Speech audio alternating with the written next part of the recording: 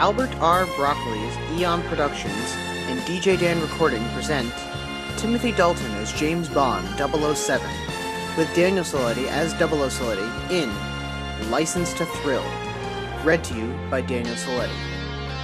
Based upon the James Bond 007 franchise created by Ian Fleming and Albert R. Broccoli. Music by Michael Kamen. Theme song performed by the Southwest German Radio Kaiserslautern Orchestra.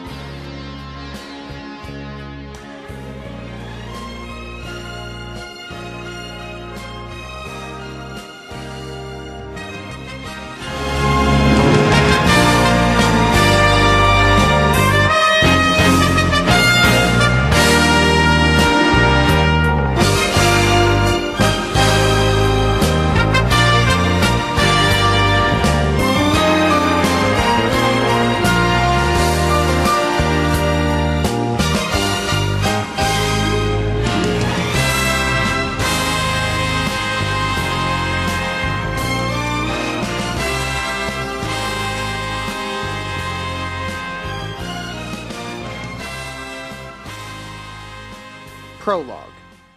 Year 2013. The door closed on 00 Saletti. He was unconscious. A reflection of a man came into the glass door. An exact copy, huh, boss? It's uncanny. The likeness. I didn't know how dashing I actually was. Make sure that the agency thinks that it's a cloning process. Send the file and a few men to fit into MI6. Make it look like they've been there for a while. What do we do with him? Give it time. We will soon have the time where we will go and cause utter chaos. Send him back as brainwashed as MI6 will be. Cliché, I know, but imagine the confusion and the bloodshed. With all that's going on, it'll be easy to get into MI6. Plus, it will be fun, acting like this person. It'll be glorious. It'll be perfect. It will be a thrill. Chapter 1. The Birthday Party. A car pulled up to 00 Saletti's apartment with Bond and Serena inside. Now you sure you've got everything, Serena happily said. Bond stumbled out of the car carrying a giant stack of gifts and decorations. Yes, but you could lend a hand. Serena smiled and then they entered the apartment. Later, 00 Saletti slid his door key into the knob. The door opened into the dark room. No noise. There was nothing, and it seemed too quiet. He had a backpack on his back, and then he dropped it to the floor. 00 Saletti's hand started to reach toward inside his jacket.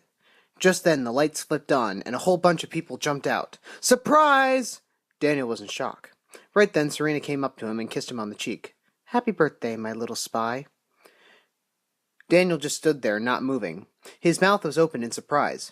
Through the doorway at the other end of the room, James Bond 007 came out carrying 2 glasses.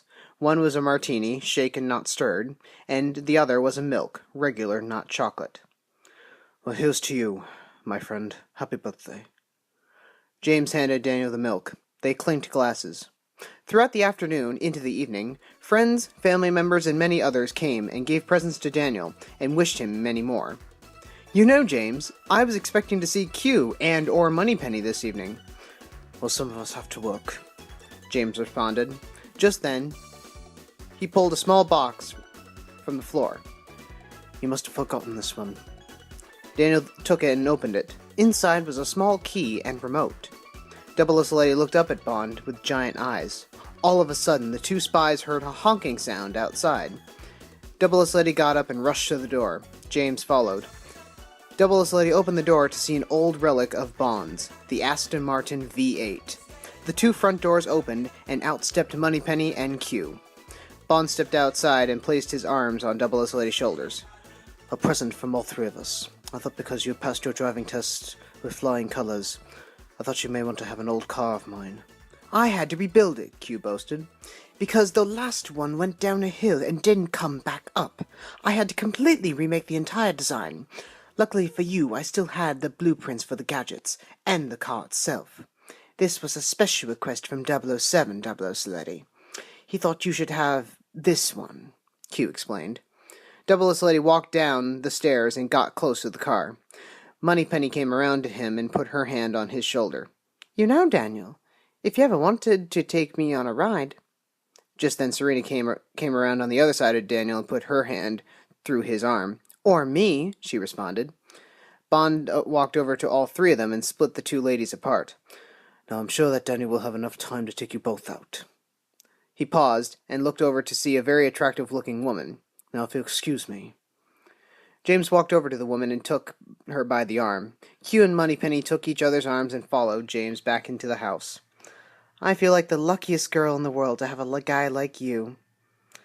"I could say pretty much the same thing about you. I mean, in a matter of speaking. However, just out of curiosity, did you ever think that there could be someone out there you would rather be with?" Serena smiled, then laughed at 00 Saletti. "Not unless they were an exact double. Now, how about that birthday ride?"